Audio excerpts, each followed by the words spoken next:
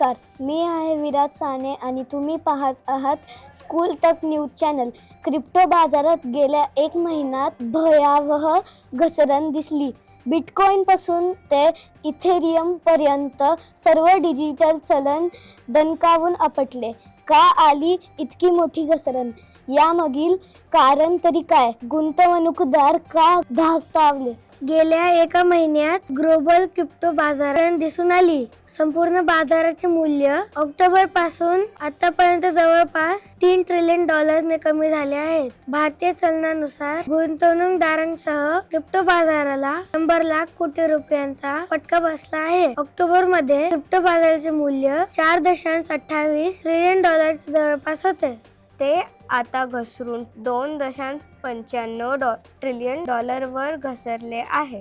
Crypto बाजारातील जवळपास सर्वच चलनांमध्ये मोठी घसरण आली आहे। सर्वाधिक फटका बिटकॉइनला बसला आहे। एका महिन्यात बिटकॉइन मध्ये भूकंप आला आहे। आता सर्व क्रिप्टो मार्केटमध्ये बिटकॉइनचा वाटा जवळपास 58% आहे। ते नियम 12% आणि इतर सर्व क्रिप्टोकरन्सी मिळून केवळ 30% वाटा उरला आहे।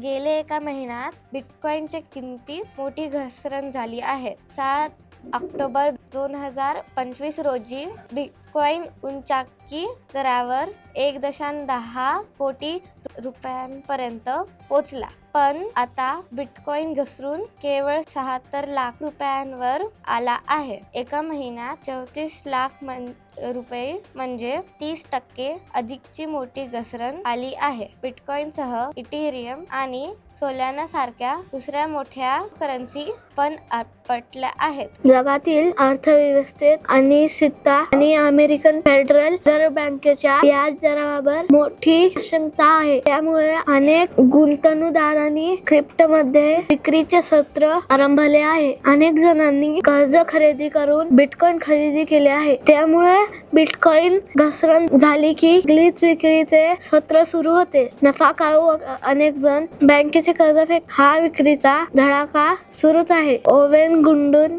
संस्थेने 21 ऑक्टोबर 2025 पासून आतापर्यंत 11,000 बिटकॉइन विक्री केली आहे। त्यावेळी त्यांची किंमत जवळपास 1.3 लाख कोटी रुपये होते। नफा कमवून अनेक जण बाजाराबाहेर पडले आहे। बिटकॉइन हे डिजिटल सोने आहे। या डिजिटल चलनावर बँका अथवा सरकारचे कोणतेही नियंत्रण नाही।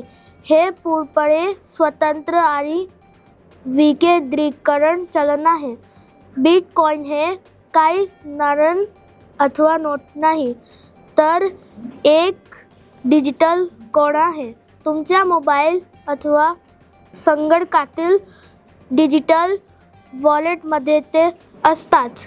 इंटरनेटच्या युगात केव्हा आणि कितीही अगदी सेकंदात पाठवता येते। आजच्यासाठी एवढेच। आज स्कूल तक न्यूज चॅनल। नमस्कार।